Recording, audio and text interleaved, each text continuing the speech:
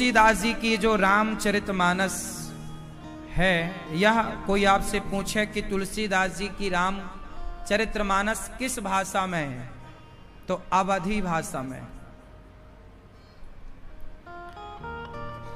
तुलसीदास जी राजापुर गांव के हैं। कहां? राजापुर। तुलसीदास जी का जन्म 1543 को हुआ। 1543 संवत 1543 जन्म हुआ। तुलसीदास जी की माता का नाम हुलसी है और पिता का नाम आत्माराम दुबे। तुलसीदास जी का जब जन्म हुआ तो उनके माता और उनके पिता की जल्दी ही मृत्यु हो गई। फिर तुलसीदास जी को कोई पालने वाली एक मां थी जब, और तुलसीदास जी इस तरह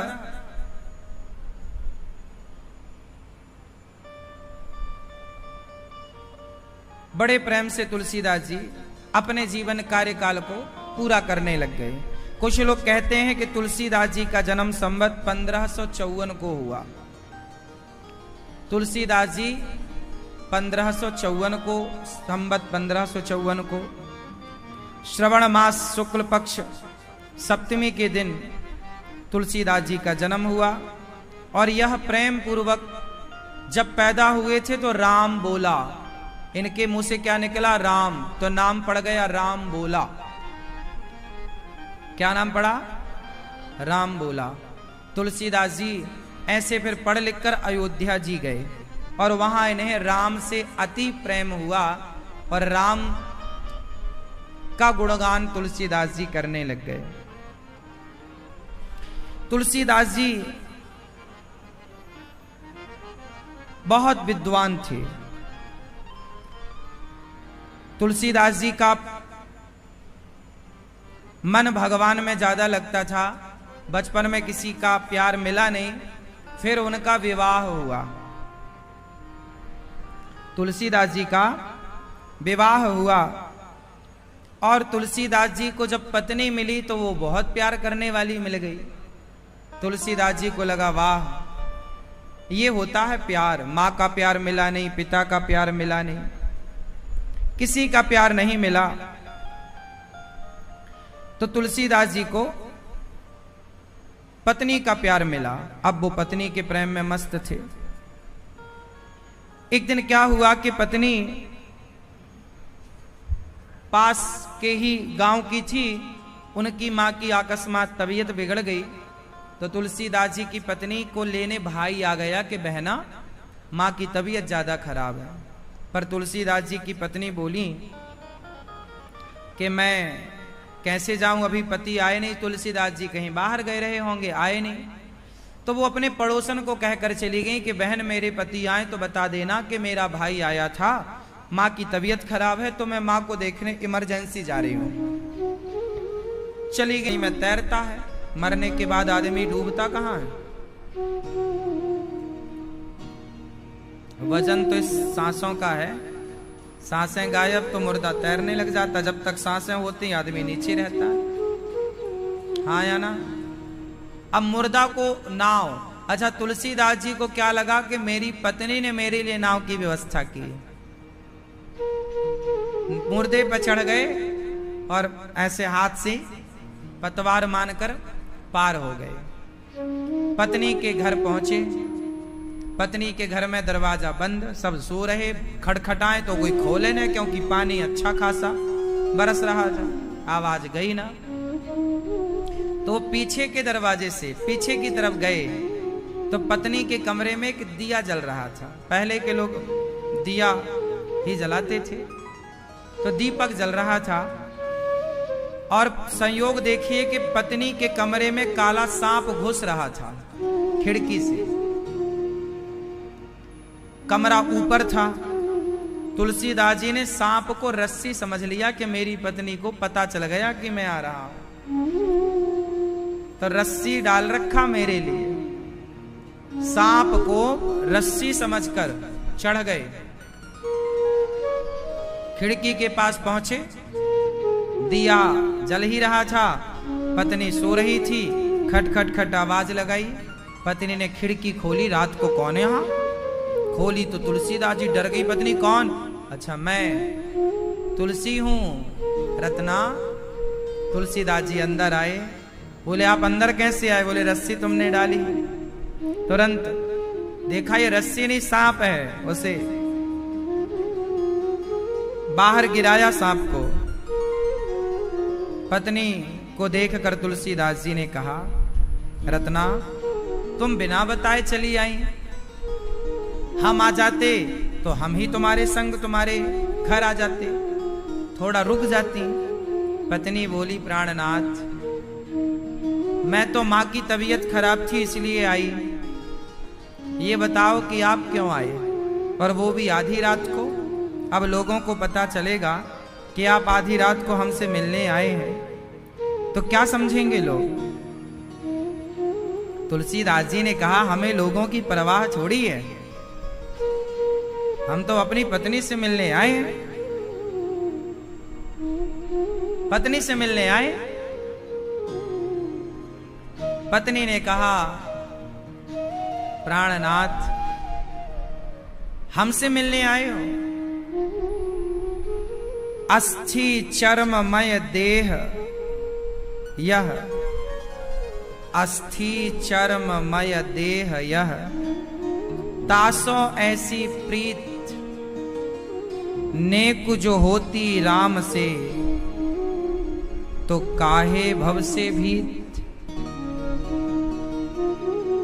हड्डी और मांस के शरीर से इतना प्रेम है, यदि इतना प्रेम राम से होता तो आप भव सागर को पार कर जाते।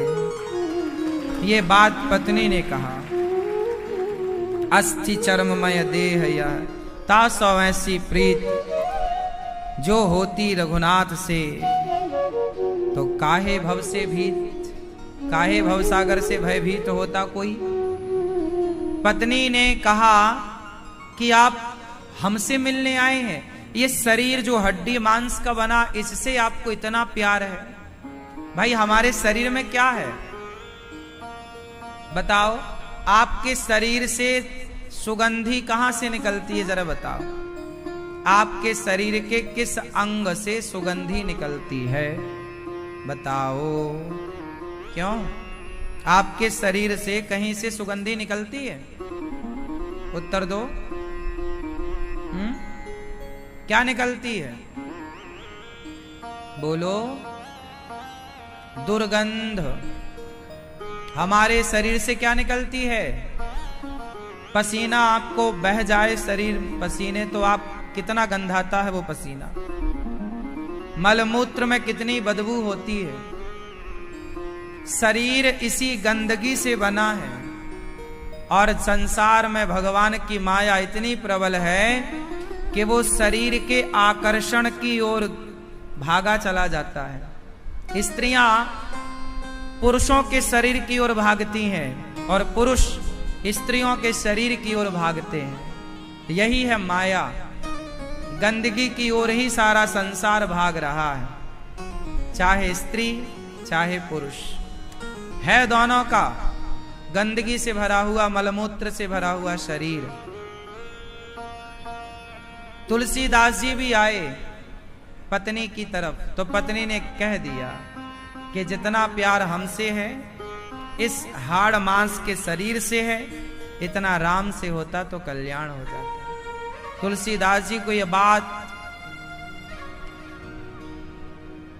बहुत अंदर तक चुभ गई, और बात ठीक भी है। तुलसीदास जी ने मन से अपनी पत्नी को प्रणाम किया क्योंकि अब पत्नी गुरु तुल्य हो गई, उपदेश कर दिया और उपदेश समझ में भी आ गया, तो अब पत्नी कहाँ बची, वो तो गुरु हो गई। और गुरु मानकर अपनी पत्नी को प्रणाम करके मानसिक रूप से तुलसीदास जी उसी खिड़की से बाहर चले गए।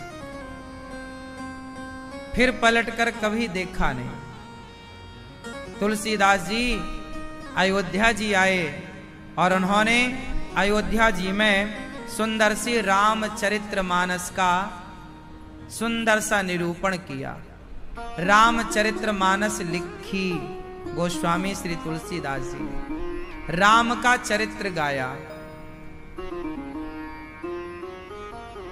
ऐसे तुलसीदास जी जब राम कथा लिख लिए, तुलसीदास जी ने रामचरितमानस लिखी, तो काशी के विद्वानों ने पढ़ा तो तुलसीदास जी का विरोध किया।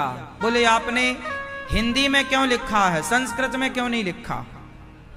तुलसीदास जी बोले संस्कृत में लिखते तो जो अनपढ़ हैं, कम पढ़े लिखे, वो कैसे पढ़ते। विद्वानों ने कहा नहीं, हम आपके इस ग्रंथ को नहीं मानेंगे।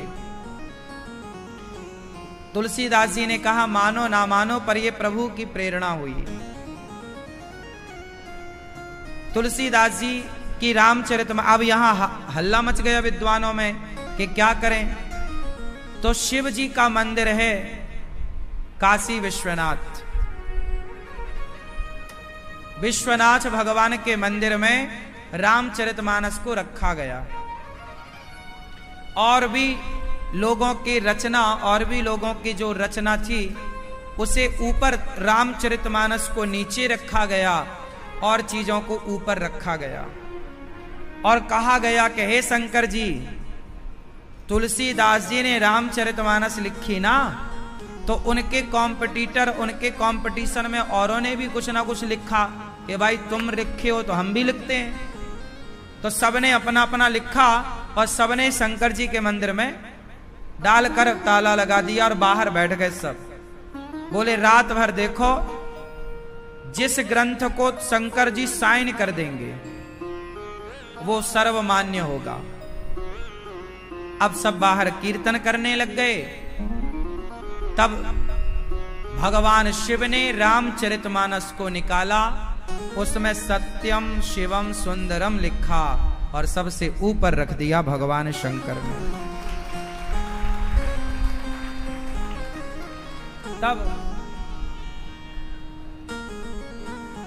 तब तुलसीदास जी का वह ग्रंथ रामचरितमानस शिव जी के साइन रचि महेश निज मानस राखा। रामचरितमानस के राइटर कौन है, लेखक कौन? तुलसीदास जी तो प्रकाशक हैं, रामचरितमानस के रचयिता तो साक्षात भगवान शंकर हैं। ये बात लिखी है, रचि महेश निज मानस राखा। शंकर जी ने रामचरितमानस लिखकर शंकर जी ने मन में रख ली थी। बाद में तुलसीदास जी को शिव जी की कृपा से वो बताते गए और तुलसीदास जी लिखते गए। शंकर जी कौन? हनुमान जी। हनुमान जी बताते गए और तुलसीदास जी लिखते गए। ये रामचरितमानस है साहब, पढ़ा करो। तुलसीदास जी को राम जी का साक्षात दर्शन हुआ था। रामचरितमानस को कहां से शुरू किया? वर्णानामर्थ संघाना। रामचरितमानस का पहला अक्षर है वाह। वाह ब्रह्म सूचक है। वाह अक्षर ब्रह्म सूचक है। तुलसीदास जी के भीतर ब्रह्म ही है, राम ही है, तो ब्रह्म सूचक अर्थी शब्द ही निकलेंगे। सरस्वती माँ को वंदना करते हैं तुलसीदास जी, शंकर जी की वंदना करते हैं तुलसीदास जी, सीता राम जी की वंदना करते, सारे पुराणों की वंदना करते हैं। सारे पुराणों का सार रामचरितमानस में। गीता का एक श्लोक है, मूक होहि वाचाल पंगु चढ़हि गिरिवर गहन, मूकम करोति वाचालम पंगुम लंघयते गिरिम, यत् कृपा तमहम वंदे परमानंदम माधवम। उसी का अर्थ गोस्वामी जी ने किया। मूक होहि बाचाल पंगु चढ़हि गिरिवर गहन, जासु कृपा सु दयाल द्रवहु सकल कलिमल दहन। मूक होहि बाचाल। अच्छा एक बात बताओ, जब भगवान कृपा करते हैं तो गूंगा भी बोलने लग जाता है, ये बात सही है कि गलत है? मूक होहि बाचाल पंगु चढ़हि गिरिवर गहन, मूकम करोति वाचालम। मूक होहि बाचाल, जब भगवान कृपा करते हैं तो गूंगा भी बोलता है और लंगड़ा भी पहाड़ लांग जाता है। ये बात तुलसीदास जी अपने लिए कह रहे हैं। इतनी नम्रता तुलसीदास जी में कि प्रभु आप कृपा करें तो अनिरुद्धाचार्य जैसा गूंगा भी बोलने लग जाता है, आप कृपा करें तो हम जैसे लंगड़े पहाड़ लांग जाते हैं। तुलसीदास जी की वाणी नहीं, ये तो राम की कृपा है ना। हम आज कुछ कह रहे हैं तो कोई हम थोड़ी कह रहे हैं, ये भगवान की कृपा कहलवा रही है, वरना हम क्या कह सकते हैं? आप कुछ कह रहे हैं तो कौन कह रहा? आप बोल पा रहे हैं, ये भी भगवान की कृपा है। कुछ लोग बोल तक नहीं पाते, गूंगे हो जाते हैं, शब्द नहीं निकलता। आज निकल रहे हैं तो ये भगवान की। तो मूकम करोति वाचालम। तुलसीदास जी कहते वंदऊ गुरुपद कंज, कृपा सिंधु नर रूप हरि, महामोह तम पुंज, जासु वचन रवि कर निकर। बंदऊ गुरुपद पदुम परागा, सुरुचि सुवास सरस अनुरागा, अमिय मूरिमय चूरन चारु, समन सकल भव रुज परिवारो। बंदऊ गुरुपद पदुम परागा। आज गुरु जी को वंदना कर रहे हैं तुलसीदास जी। किसको वंदना? गुरु जी को। गुरु जी के चरणों में बारंबार प्रणाम। गुरु के बिना ज्ञान नहीं मिलता। तुलसीदास जी पहली वंदना गुरु जी की। बंदऊ गुरुपद पदुम परागा, सुरुचि सुवास सरस अनुरागा। श्री गुरु पद नख मनि गण ज्योति, सुमिरत दिव्य दृष्टि ही होती। जब गुरु कृपा करते हैं, आप लोग आज 2024 को देख रहे हैं, हाँ या ना? हाँ या ना? पर आप पर गुरु जी की कृपा हो जाए तो आप 2050 में क्या होगा वो आप अभी समझ सकते हैं, देख सकते हैं। इसलिए तुलसीदास जी ने रामचरितमानस में जो लिखा है वो ये लिख दिया कि आने वाले कलयुग में लोग कैसे होंगे, आचार विचार क्या, वो जो लिखा था सेम वैसे ही हो रहा है। मतलब 500 साल पहले तुलसीदास जी समझ गए थे कि आने वाले समय में क्या होगा, तो पहले ही लिख दिया था। तो ये सुमिरत दिव्य दृष्टि, ये दिव्य दृष्टि ही तो है कि आप 100 साल बाद क्या होने वाला है वो समझ रहे हैं। तो तुलसीदास जी, वेद व्यास जी, ये ऐसे लोग हैं कि ये 1000 साल बाद क्या होगा, 1000 साल बाद लोगों की स्थिति क्या रहेगी, क्या विचार रहेंगे, सब कुछ लिख दिया है। कलयुग के लोग कैसे रहेंगे? मन माने, वर्ण व्यवस्था को मानने वाले लोग नहीं रहेंगे। कलयुग में लोग मन माना आचरण करेंगे। मां नहीं मात पिता नहीं देवा, साधुन सन करवा वहीं सेवा। 500 साल पहले तुलसीदास जी 600 वर्ष पहले लगभग ये लिख कर गए हैं कि मां नहीं मात पिता नहीं देवा। कलयुग के बच्चे अपनी माता को नहीं मानेंगे, माँ बाप की सेवा नहीं करेंगे, और माँ बाप की नहीं देवी देवताओं की, भगवान की भी सेवा नहीं करेंगे। देवताओं को, भगवान को भी। आजकल लोग भगवान को भी कहाँ मानते हैं। कुछ लोग कहते नहीं जी हम तो भगवान की पूजा वूजा नहीं करते, काम करते हैं, कर्म ही पूजा है, मन माना आचरण। अब वो ये नहीं जानते कि कर्म ही पूजा कैसे हो सकती है। कर्म तो कसाई भी कर रहा गाय काटने का, तो क्या कसाई का गाय काटने का कर्म पूजा है? मन माना आचरण। मान ही मात पिता नहीं देवा, मान ही मात पिता नहीं देवा, साधु न सन करवा वही सेवा,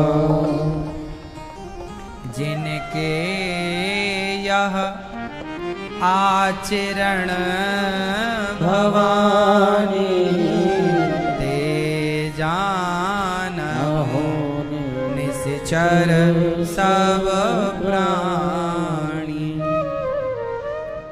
तुलसीदास जी गुरु जी की वंदना। फिर वंदऊ प्रथम महीसुर चरना, मोह जनित संशय सब हरना,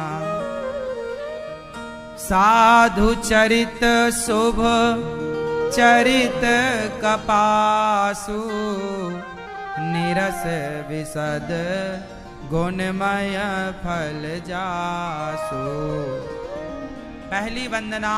वंदऊ प्रथम महीसुर चरना। तुलसीदास जी ने पहली वंदना ब्राह्मणों की। अच्छा बताओ, तुलसीदास जी ब्राह्मणों को पहले वंदना करते हैं, वंदऊ प्रथम महीसुर चरना। अच्छा बताओ, ब्राह्मणों की वंदना तुलसीदास जी ने पहला प्रणाम ब्राह्मणों को किया। क्यों? ब्राह्मणों को प्रणाम करना चाहिए कि नहीं करना चाहिए? उत्तर दो। ब्राह्मणों को प्रणाम करना चाहिए कि नहीं? हाँ या ना? क्यों करना चाहिए बताओ? क्यों? ब्राह्मणों को प्रणाम क्यों करना चाहिए बताओ? क्योंकि ब्राह्मण तपस्वी होता है, नित्य नियम से रहता है। ब्राह्मण आजकल ना सारे लोग क्या बोलते, बड़े पंडित बन रहे हो, बड़ा ब्राह्मण बन रहा है, मतलब आपको ताने भी मारेंगे ना तो पंडित जी का मारते हैं, बड़ा पंडित बन रहा है। हाँ या ना? इसका मतलब क्या हुआ? इसका मतलब ये हुआ कि ब्राह्मण होना सरल नहीं है। आप जरा साफ शुद्धि से रहने लग जाओ तो लोग क्या, अरे बड़ा पंडित बन रहा है, ऐसे ही बोलते हैं कि नहीं? हाँ या ना? जोर से क्यों बोलते हैं? बड़ा साफ शुद्धि से रह, बड़ा पंडित बन रहा है, बड़ा चंदन वंदन लगा, बड़ा पंडित बन रहा है ना? तुम ज्यादा दाल चावल सब्जी रोटी मांसाहार छोड़ दो, शाकाहार करने लगो, अरे बड़ा पंडित बन रहा है। हाँ या ना? मतलब कोई भी अच्छा आप काम करेंगे तो उपमा किससे दी जाएगी? बोलो, पंडित से।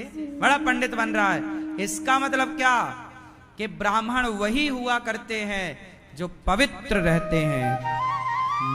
मानसिक पवित्रता, वाणी की पवित्रता, शारीरिक पवित्रता। इसलिए ब्राह्मण अन्य लोगों की अपेक्षा आज भी तपस्वी और त्यागी होता है। ब्राह्मण के अंदर क्या होता है? बोलो। ब्राह्मण के अंदर त्याग होता है। क्या होता है? क्या होता है? त्याग। चाणक्य कौन थे? बोलो। ब्राह्मण थे। चाणक्य के पास 2 दीपक थे। और दोनों में तेल होता था। जंगल में घास की कुटिया बना के रहा करते थे। एक बार राजा का कोई मंत्री आया चाणक्य के पास। उस समय के राजा सम्राट चंद्रगुप्त मौर्य हुआ करते थे। चंद्रगुप्त मौर्य की सत्ता थी। तो चंद्रगुप्त मौर्य की तरफ से एक मंत्री चाणक्य के पास किसी राजकीय कार्य के लिए आया। तो चाणक्य ने देखा कि राजा का मंत्री आया है राजकीय कार्य के लिए। अच्छा, राजा के सलाहकार चाणक्य भी थे, पर वो राजा की व्यवस्था में रहा नहीं करते थे। वो अपना जंगल में अकेले आनंद से रहते थे। तो जब राजा का कोई मंत्री आया तो चाणक्य ने क्या किया, दीपक बुझा दिया, पहला वाला, और दूसरा वाला दिया जला दिया। मंत्री ने कहा, महाराज दीपक तो जल ही रहा था, आपने ये वाला जला दिया, उसके बगल वाला बुझा दिया, क्यों ऐसा? चाणक्य ने कहा, अभी मैं अपना काम कर रहा था, अपना स्वाध्याय कर रहा था, अपना काम, निज काम, खुद का, सेल्फ। अभी मैं अपना काम कर रहा था तो मैं अपनी कमाई के तेल का दिया जला रहा था, और अब मैं राजा का काम करूंगा, आपके साथ वार्ता करूंगा, तो अब मैं राजा के दिए पैसे के तेल वाला दीपक जलाऊंगा। मैं अपने काम के लिए राजा का पैसा यूज नहीं करता। जैसे आजकल के नेता कौन क्या है जानते हो ना, ये सरकारी पैसा सब जगह ये सरकारी यूज करते हैं। ये अपना भी घूमते हैं ना, तो सरकारी पैसा से घूमते हैं। भाई सरकार का काम करो तब तो सरकारी पैसा लो, पर खुद का काम करो और बिल सरकार दे, ये तो गलत है। क्यों जी, सही है कि गलत है? चाणक्य ने समाज को मैसेज दिया कि राष्ट्र को चलाना है तो ऐसी ईमानदारी रखिए। चाणक्य जैसा ईमानदार व्यक्ति कि वो अपना काम राजा, आप लघु शंका करेंगे, शौच करना हो तो कितने भी जोर का प्रेशर हो, पर पहले कान में लघु वो जनेऊ यज्ञोपवीत। वैज्ञानिक हैं जो आज के लाखों साल पहले कहा गया वेद पुराणों में आज बिल्कुल हूबहू सत्य है। पुराणों में राम सेतु का उल्लेख है या नहीं? बोलो हाँ या ना? है। तो राम सेतु 8 लाख साल पुराना है, और जो लिखा गया उसी जगह पर आज भी राम सेतु है। पुराण में लिखा गया था कि भगवान कृष्ण की द्वारिका पानी में डूब जाएगी। जब भगवान लीला पूरी करके जाएंगे तो आज डूबी हुई द्वारिका पानी में मिली कि नहीं? यदि ब्राह्मणों ने लिखा, कुछ लोग कहते हैं राम जी काल्पनिक हैं, कृष्ण जी काल्पनिक हैं। अच्छा बताओ, यदि काल्पनिक होते तो उनके होने के आज प्रमाण कैसे मिलते? द्वारिका पानी में कैसे मिली? राम सेतु कैसे मिला? अवशेष कैसे मिला? बोलो। तो ये जो कहने वाले हैं ये केवल समाज को भ्रमित कर रहे हैं। पंडितों ने कुछ नहीं लिखा, पंडितों ने तो केवल लिखा लिखाए का सही अर्थ समाज को पहुंचाया है, दिया ये ज्ञान। इसलिए आज भारत में सबसे कम जनसंख्या किसकी है? भारत में सबसे कम जनसंख्या किसकी है? ब्राह्मणों की। सबसे कम आबादी ब्राह्मणों की है। 2-4 गांव में एक ब्राह्मण मिलता है। सबसे ज्यादा आबादी किसकी है आप सबको पता है? सबसे कम आबादी वाला ब्राह्मण। और ब्राह्मण आपने सदा से देखा होगा, पंडित जी गांव के पूरे गांव में भीख मांगते थे। गांव में पंडित जी हुआ करते थे तो वो पूरे गांव में क्या करते थे? भिक्षा मांगते थे। मैं भी अपने गांव में इकलौता ब्राह्मण था। हमारे गांव में हम ही ब्राह्मण थे। पूरा गांव हमारा क्षत्रियों का गांव है, सारी समाज है, सब लोग हम प्यार से रहते हैं सब, लेकिन ब्राह्मण केवल हम एक ही घर के ब्राह्मण, हमारे पिताजी। और मैं बचपन में गांव में भीख मांगने जाता था तो सबके घर जाता था, सब लोग मुझे भिक्षा देते थे। कोई आटा देता था, कोई दाल देता था, कोई चावल देता था, सूपे में सुपड़े में सीधा। तो ये परंपरा रही है, ब्राह्मण भिक्षा मांगता था और आपकी रोटियां खाता था भोग लगाकर। ब्राह्मण ने कभी अपने आप को बड़ा नहीं कहा, ब्राह्मण तो भिखारी था। आपने जब भी कहानियां सुनी होंगी तो कहानियों में यह जरूर सुना होगा, एक गरीब ब्राह्मण था, एक अमीर ब्राह्मण था। यह कहानी कभी ना सुनी होगी आपने। ब्राह्मण सदा कैसा रहा है? बोलो जोर से। अच्छा बताओ, गरीब कौन होता है, ईमानदार या बेईमान? बोलो। ब्राह्मण सदा से गरीब क्यों रहा? अरे सदा से गरीब रहने का कारण था कि ब्राह्मण सदा ईमानदारी से जीता रहा। बेईमानी करता तो वो धन्ना सेठ ना हो जाता। इसका मतलब ये बिल्कुल नहीं है कि जो धन्ना सेठ है वो बेईमान है, इसका ये अर्थ ना मान लेना आप। लेकिन ब्राह्मण भीख मांग कर ही खुश था। ब्राह्मण तो भीख मांगकर खुश था। चोरी करनी होती ब्राह्मण को तो चोरी ना कर लेता, चोरी नहीं करता ब्राह्मण, भीख मांगता है। और वो ब्राह्मण जो भीख मांगकर आपके रोटियों को खाकर रहा इस देश में, आज उस ब्राह्मण को लोग पानी पी पी कर गालियां दे रहे हैं। क्या बिगाड़ा ब्राह्मणों ने? अरे ब्राह्मणों ने हर समय चेताया, चाणक्य ने चेताया था नंद को, मान जा, आक्रांता घुस गए हैं इस देश में, खड़ा हो जा। चाणक्य ने केवल जगाया है, हाँ या ना? कितने ब्राह्मणों का इतिहास उठा लो, इस देश के लिए सबसे पहला फांसी के तख्ते पर चढ़ने वाला कौन था? वो मंगल पांडे ब्राह्मण था, जो फांसी के फंदे को चूमकर वतन के लिए शहीद हो गया। वो ब्राह्मण था। ये ब्राह्मण तो भीख मांगकर खुश था, लेकिन आज की समाज ने, आज के कुछ लोगों ने ब्राह्मण को भीख देना बंद कर दिया। आज हम आपके घर भिक्षा मांगने आए ना तो आप क्या कहोगे? पंडित जी कमा के खा नहीं सकते क्या? हट्टे कट्टे हो, कमा के खाओ। जब समाज ने भीख देना बंद कर दिया तो फिर ब्राह्मणों को लगा कि भाई परिवार तो पालना है, भाई परिवार तो ब्राह्मण का भी है। तब फिर ब्राह्मणों को जब समाज ने कहा कि कमा के खा नहीं सकते, लोग भीख देना बंद कर दिए, तब ब्राह्मणों ने काम करना स्टार्ट किया। वरना पहले, आज के 100 साल पहले ब्राह्मणों का काम क्या था? चलो बताओ, आज के 100 साल पहले ब्राह्मणों का काम क्या था? भारत देश में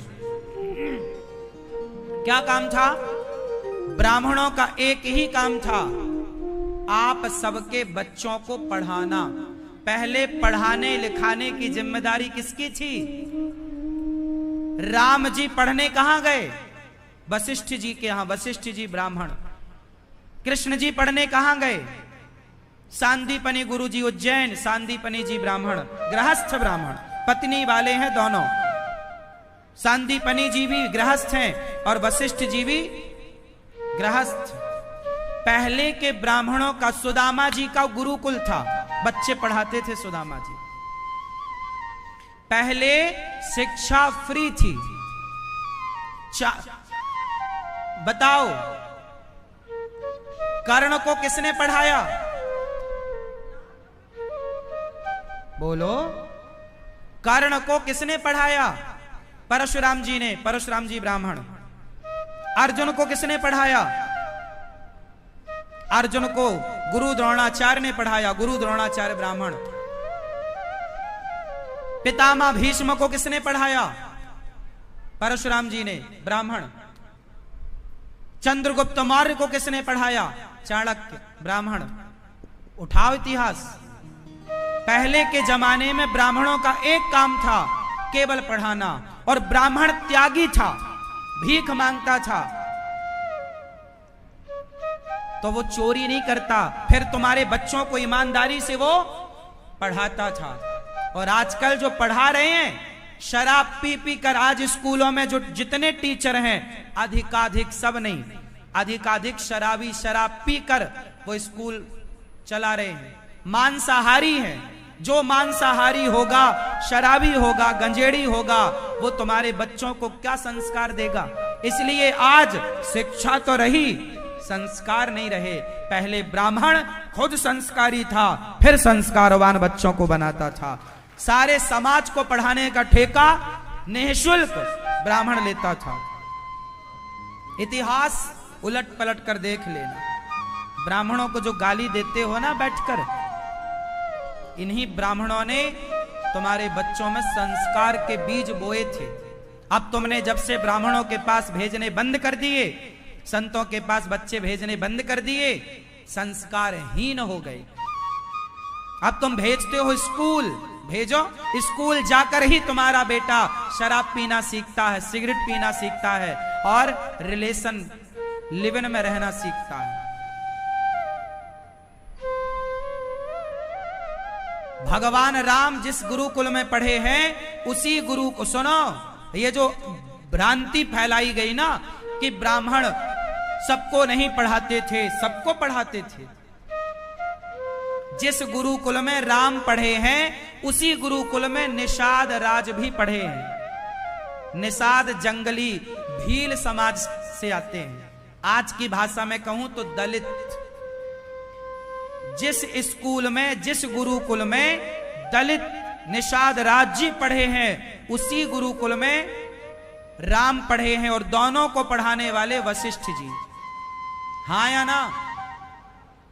पढ़े? अच्छा सुनो, श्री कृष्ण कौन थे?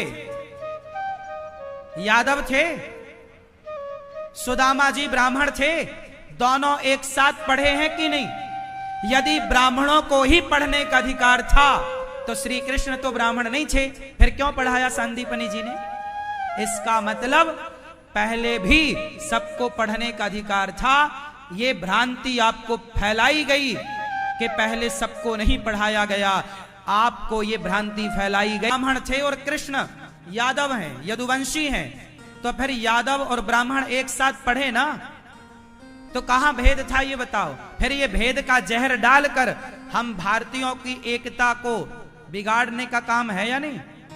हमारे यहां ब्राह्मण हो, चाहे क्षत्रिय हो, चाहे वैश्य हो, चाहे शूद्र हो, हम सदा से चारों भाई भाई की तरह रहा करते हैं। ये जातवाद का जहर नेताओं ने घोला है, अंग्रेजों ने घोला है, मुगलों ने घोला है, वरना ये कोई जहर हमारे देश में नहीं था। बात समझ में आ रही है कि नहीं? तो ब्राह्मणों को प्रथम प्रणाम तुलसीदास जी ने किया। अच्छा ये बताओ, डॉक्टर आपके गांव में होगा तो क्या चाहेगा? कि कोई बीमार पड़े तो अपनी दुकान चले। एडवोकेट यदि आपके पास होगा तो क्या चाहेगा? किसी का केस बिगड़े तो हम अपनी दुकान चलाएं। हाँ या ना? डॉक्टर चाहेगा कि आप बीमार पड़े, एडवोकेट चाहेगा कि आपका केस बिगड़े, पर पंडित चाहेगा कि आपके घर कोई उत्सव हो तो हमें बुलाया जाए पूजा के लिए। आपके घर में क्या हो? आपकी बेटी का ब्याह हो, आपके बेटे का ब्याह हो, आपके घर में बच्चे जन्म लें तो पंडित जी को बुलाओगे। तो पंडित जी तो भगवान से रोज कहता है, हे भगवान हमारे यजमान के यहां बच्चा होएगा तो अपने को भी 1100 का लिफाफा मिल जाएगा। ब्राह्मण ही एक ऐसा रहा है जो सदा समाज के लिए भला सोचता चला आया है। ब्राह्मण के लिए बुरा सोचने का कोई उद्देश्य बनता ही नहीं। देख लो आप, ब्राह्मण अपने यजमान के लिए क्या सोचेगा? बोलो भला कि मेरे यजमान की बेटी का जल्दी ब्याह हो, मेरे यजमान के बहू के जल्दी बेटा हो जाए, ताकि सब बढ़िया। और क्या वो चाहेगा कि सत्यनारायण भगवान की कथा कराओ, चलो। वो ये चाहेगा तुम्हारे घर में हवन हो, कीर्तन हो, भगवान नाम हो। उसका आपसे क्या नुकसान चाहेगा? वो आपका क्या बुरा चाहेगा? बोलो क्या बुरा चाहता है वो?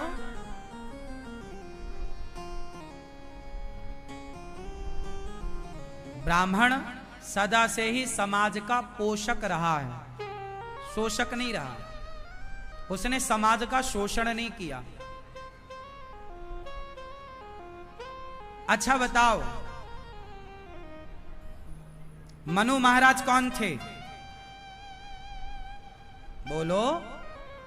मनु क्षत्रिय राजा थे और मनु जी ने मनुस्मृति लिखी। उस जमाने का वो सिद्धांत था, जैसे आज का हम लोग संविधान पढ़ते हैं, ऐसे उस जमाने का संविधान मनुस्मृति था। और मनुस्मृति लिखी किसने? मनु जी ने। और मनु कौन थे? क्षत्रिय थे। क्षत्रिय ने मनुस्मृति लिखी। और उस मनुस्मृति में क्या लिखा? यत्र नार्यस्तु पूज्यन्ते रमन्ते तत्र देवता। जिस घर में नारी का सम्मान होता है, उस घर में देवी देवताओं का वास होता है। मनु जी की स्मृति समाज तक पहुंचाई। ब्राह्मण ने अपने से कुछ नहीं लिखा, मनु के लिखे हुए वचन को उन्होंने पालन किया। और सुनो, पहले के जमाने में, अच्छा चलो मुझे एक बात बताओ आप सब लोग, एक आदमी का मर्डर किया चार लोगों ने। चार लोगों ने मिलकर एक आदमी को मारा। चार लोगों में एक ब्राह्मण है, एक क्षत्रिय है, एक वैश्य है, एक शूद्र है। ध्यान से सुनना, पहले के जमाने में न्याय कैसा होता था वो मैं आपको एक उदाहरण दे रहा हूं। ये सारी बातें ऑन रिकॉर्ड लिखी हैं महाभारत में, पढ़ लेना कभी फुर्सत मिल जाए तो। बताओ, एक मर्डर हुआ और मर्डर करने वाले चार लोग थे, ब्राह्मण भी था, क्षत्रिय, वैश्य और शूद्र। अब बताओ कि वो चारों को राजा पकड़ के ले गया। तो राजा से पूछा गया, न्याय करो, इन चारों ने मर्डर किया है, चारों को क्या दंड मिलना चाहिए? अब आप बताओ, चारों को एक सा दंड मिलना चाहिए कि अलग अलग? उत्तर दो जोर से, जोर से। एक सा। आज का कानून एक सा दंड देता और आप लोग भी कह रहे हैं एक सा, परंतु सुनो, उस जमाने में एक सा दंड नहीं था। उस जमाने में एक सा दंड नहीं था।